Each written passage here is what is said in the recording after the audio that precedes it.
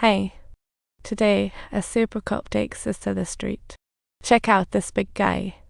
The big guy proudly declares he's a very impressive specimen, and just look at that physique, he's practically legendary.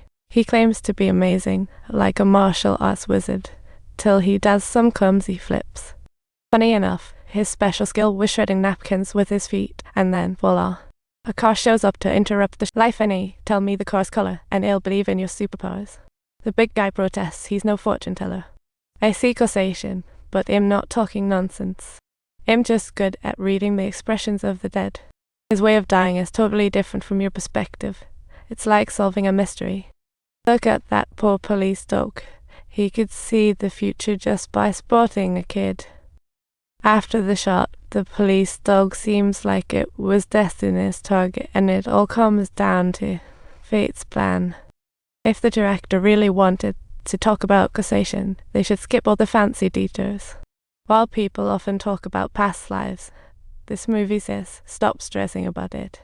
To understand this film, remember that causation is indeed connected, but it's not just about the soul.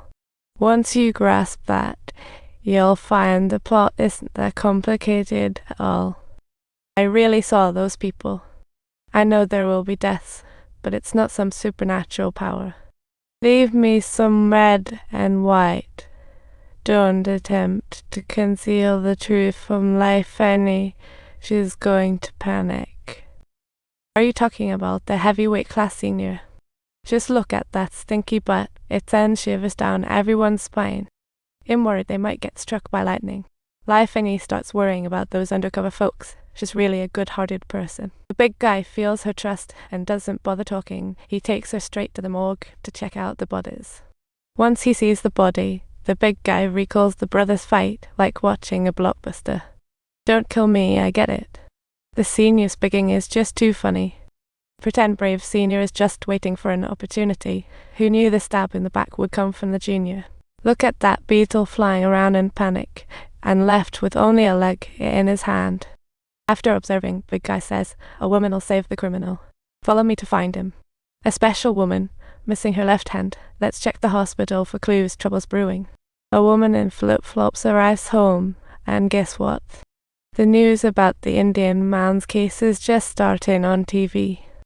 After a bite of salad, she feels something's off in the bathroom, and bam. Snow everywhere upon walking in.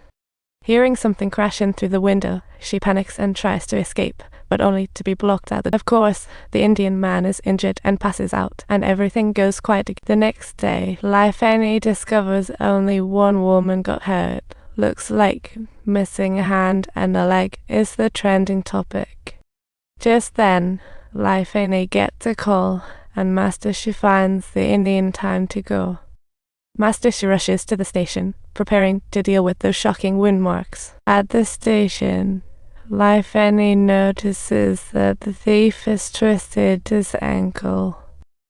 Everything seems like it's wrapping up, but Master she's gunfire is not to be taken lightly. She wants revenge for her brother. The big guy looks at Master She with a mysterious smile, like a wandering hero from the streets. Just when everything seems to change, she sees her brother injured and is filled with rage. Subtitle stop. Life Annie shouts loudly, but it seems that regrets have come too late. The big guy at that moment becomes the fallen hero. Talk about heart-stopping moments. Bang! The service weapon fires unexpectedly, hitting that teacher's left hand. What a narrow escape. At that moment, the Indian guy jumps out from the bag, trying to bite the big guy's face off. Only then does Life Annie realize it, rushing to bandage the female teacher's wound, quickly calling for an ambulance. The big guy recalls his brother's death and urgently warns her to be cautious, rushing towards the station. They chase after the Indian man, switching scenes to the vent like it's an action film, wanting to see if he's found that woman again. While waiting for the ambulance, Life Annie asks her why she's helping the Indian escape. But she responds she doesn't know, just feels like they've known each other forever. Next, the Indian suddenly pops out from the vent, trying to choke Life Annie, but gets punched away by the big guy. This is the first time the big guy actually saves her, chasing the Indian like it's a movie scene. During the confrontation, it turns out that the Indian is completely outmatched, and when he attempts to flee, he ends up being blocked by the big guy. Him telling you absolutely nothing happened.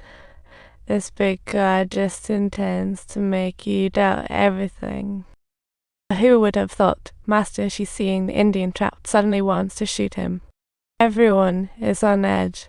The war seems to return as all await the final truth.